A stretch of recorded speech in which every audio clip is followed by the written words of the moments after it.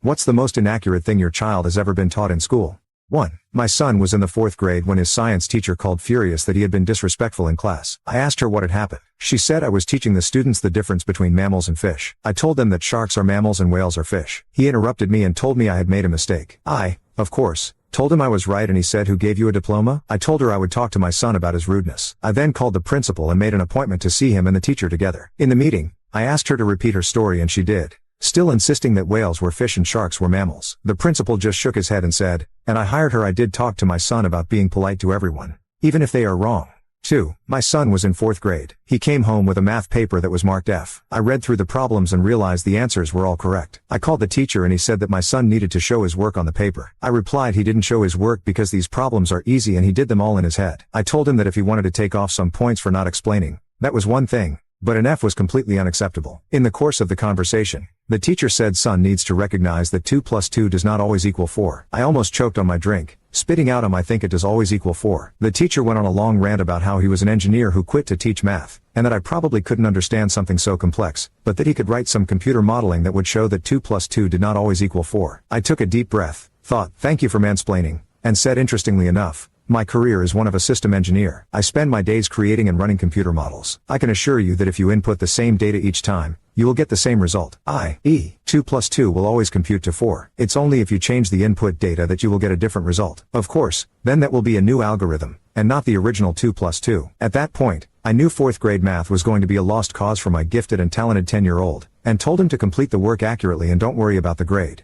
3. We had just moved back to Wisconsin from living abroad. I was called by my 2nd grade son's teacher at his new school to inform me that he wouldn't stop lying about living on a fictional island called Saipan. We came in to pick him up from school. The teacher pulled down a scroll map and showed us that he was pointing to an empty spot in the middle of the ocean called Saipan. We had the pleasure of informing her that her map was wrong and that indeed there is an island exactly where he indicated called Saipan, where we had just relocated from. Awkward, to say the least. 4. My daughter was in the 3rd grade and came home with a math assignment having to do with exponents. Now I am not a math person. That job belongs to her dad, who is a chemical engineer. I did notice, however, that she appeared to have confused the term cubed as being to the 4th power instead of the 3rd. When I pointed this out, she insisted vehemently that her teacher had taught her cubed was to the 4th power that very day. So, though my head was exploding, I could see that there was no point in arguing with her. It was time to hand this educational debacle over to the chemical engineer. My husband also did his best to convince our darling daughter of the fact that cubed is indeed to the 3rd power, but to no avail. At this point, she was very upset and tearfully said, "Daddy, if I do it the way you say, I will get it wrong, and I don't want to get it wrong." Her father assured her that her answer was correct, and told her that if she had any problems, he would have her back. We expected that to be the end of it. The next day she came home with red marks on her homework and an "I told you so" attitude. "See," she said, as she handed me the paper. My next step was to call my husband and explain the current state of affairs. He sent a very polite email to my daughter's 3rd grade teacher outlining some basic math facts for her review. We never got a response, but my daughter reported that her teacher at least returned to the lesson and taught the material correctly, after telling the class that there was a typo in the math book. 5. Not actually taught, but tested on. I have 3 smart children, but my son, who is on the autism spectrum, is really amazingly smart. At one point, as part of his IEP, the school decided they wanted to do IQ testing. They did the Woodcock-Johnson cognitive abilities test on him. When we got the results back, they said his combined IQ was 104. We were a little surprised and had them break it down for us. Turned out he did really badly on the general information section. So, being new to the Woodcock-Johnson test, we asked for examples of the types of questions and his answers so we could understand his deficit better. Here are the questions and answers they gave us. 1. The moon is in the sky? True or false? Tim said false, because the sky includes the atmosphere and it is in space, not the atmosphere. 2. Name 2 coins. Tim said Sacagawea dollar and Buffalo War nickel. Tim was a coin collector. They wanted penny, nickel, dime, quarter. 3. Why do your parents tell you to turn off the lights? Tim said that power is a finite resource because most are petroleum or coal-based and we need to not waste electricity when we can help it. They were looking for save money. We realized then that the school was not smart enough to test him. We got the school to send him to an external neuropsychologist and he tested above genius level.